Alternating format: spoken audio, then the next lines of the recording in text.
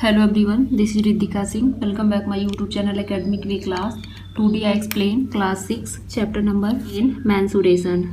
हम यहाँ पे mensuration के इंट्रोडक्शन और कुछ फार्मूले को देखेंगे। mensuration का मतलब होता है टू मेजर किसी भी डायग्राम के लेंथ, ब्रेथ, पेरीमीटर को मेजर करना है। कैलकुलेट करना मतलब मेजर करना पेरीमीटर को, एरिया को मेजर किया जा सकता है, लेंथ, ब्रेथ को मेजर कर सकते हैं। अगर कोई 3D डायग्राम है तो हम वॉल्यूम, सरफेस एरिया को भी मेजर कर सकते हैं एंड कर्व सरफेस एरिया को मेजर कर सकते हैं।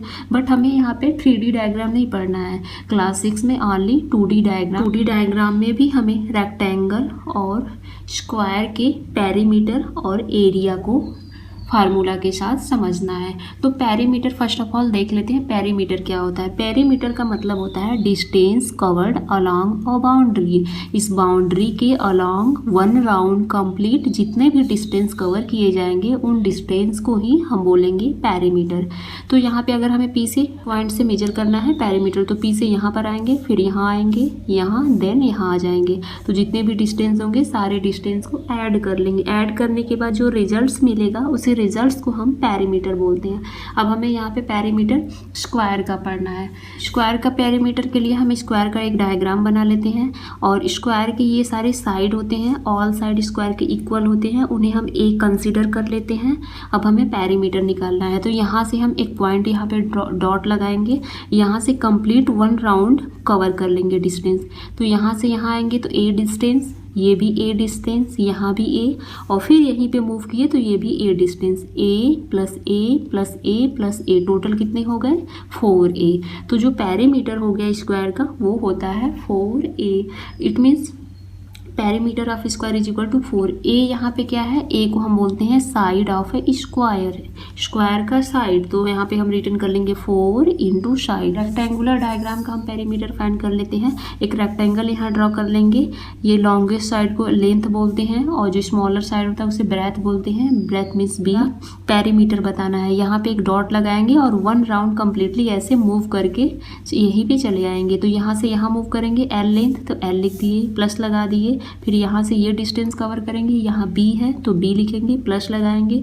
फिर यहाँ से यहाँ मूव करेंगे एल डिस्टेंस, अगेन प्लस करके एल लिखेंगे। फाइनली यहाँ से हम यहाँ आ जाएंगे तो ये बी है, बी डिस्टेंस कवर हो रहा है तो बी रिटर्न कर लेंगे। अब यहाँ पर एल 2 टाइम्स है तो हम इसे 2l बोल देंगे। सेम बी 2 टाइम्स है तो इन्हें 2b बोल देंगे। इन दोनों के पास 2 है और यहाँ पर प्लस, इनको कॉमन लिया जा सकता है तो कॉमन ले लेंगे तो ब्रैकेट्स में हो जाएगा l प्लस b।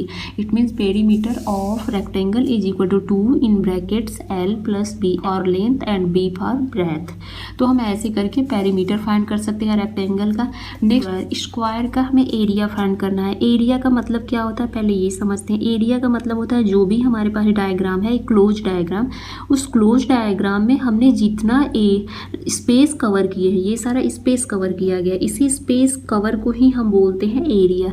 तो हमें इनका एरिया निकालना है। A for area, area of square is equal to side, side को हम यहाँ ए कंसीडर किए हैं तो साइड इंटू साइड, साइड का साइड में मल्टीप्लाई कर लेंगे तो हमें स्क्वायर का एरिया मिल जाएगा। अब साइड के प्लेस पे हम ए भी बोल सकते हैं या ऑनली साइड बोल सकते हैं। अब ए का ए में मल्टीप्लाई करेंगे तो इसे हम ए स्क्वायर बोल सकते हैं, A square. It means area of square is equal to क्या हो जाएगा? ए स्क्वायर या ए इंटू ए, या हम केवल साइड और साइड बोल सकते हैं, side into side. Formula area of rectangle. किसी भी रेक्टेंगल का हम एरिया फाइंड करेंगे। इसके लिए एक रेक्टेंगल ड्रॉ कर लेंगे। ये रहा रेक्टेंगल।